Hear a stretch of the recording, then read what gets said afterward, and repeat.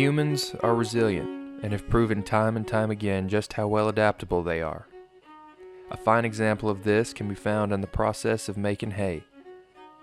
At one time not long ago in America, the process for making hay was more of an art form than work necessarily. Finesse, patience, and a sharp awareness of their environment ensured that a farmer would be successful in putting up fresh, dry hay for the season. Although haystacks are now considered a lost art, at the Center for Pioneer Life we approach it in the same way they would have in 1860. Not only are they functional, but haystacks restore character and beauty to the land that was once very familiar with their distinct appearance. Farmers that make hay in the present time, in the modern time, usually make it with a baler in rolls. Doing that process from the time they mow it to the time they feed it, they never have to touch it. They never touch the hay until they have to get off and cut the strings. But before this equipment, back when they made haystacks like this, they had to handle it several times. The first time they would go through with a mowing scythe and they would mow it by hand. They would cut not even half in a day what a tractor can, and that was a good thing really, because they didn't have weather forecasts, and they were just taking a chance when they mowed hay that they could get it up dry.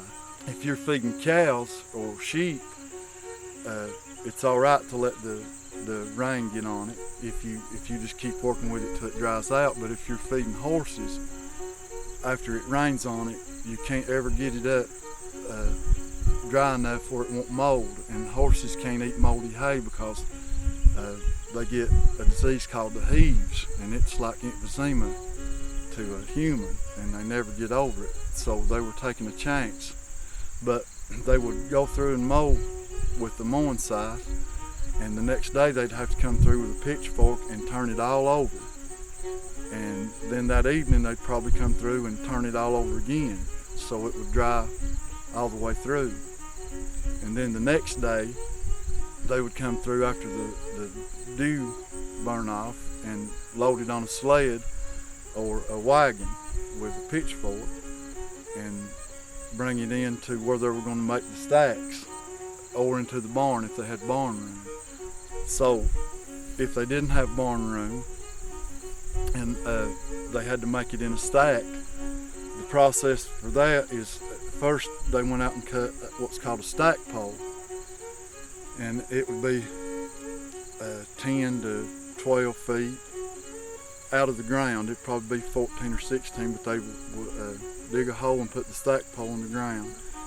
And then you have to go around the bottom to keep the hay off the ground, because the hay, if you stacked it right off the ground, it acts kind of like a wick in a lantern. It just draws the moisture, and it just keeps drawing and drawing until the whole haystack's wet over time. So they would first put down poles or locust stakes, and then they'd cut brush and stack around the pole to start the stack on.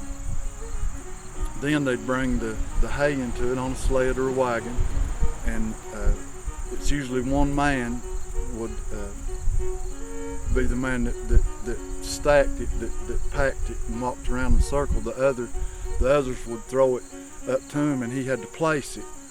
And you have to place it where it just weaves itself together, around and around, so that way one part of it can't fall off or the wind can't blow it. And you just keep walking around and around and stack until they got the wagon or sled unloaded and bring in another load. And you keep doing that process till you get to the top. And when you see you're getting to the top of the stack pole, you have to, it's called capping it. You have to kind of tie the hay around and around and around the pole to keep the wind from blowing it off. And then when you get to the top, the main thing of the whole stack is the cap, because if you get the cap right, then it sheds water. Then just the outer couple of inches get weathered, and on the inside, just as long as the cap doesn't blow off, it could stand for a year. but the hay inside's still fresh and good, just like if it was in a barn. The difference is labor. It was very labor intensive, and now they can put up hay and mow a lot more at one time and put it up quicker, and just one man could do it. But you'd have to have at least 2 men to make a haystack. So this also is a dying or dead art, making haystacks.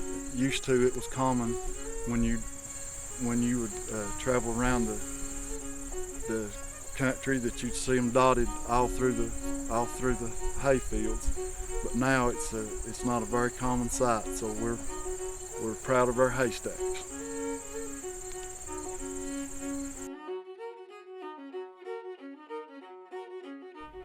Our mission at the Center for Pioneer Life is to preserve the legacy of the Southern Appalachian pioneer families who settled this region and experience how they lived.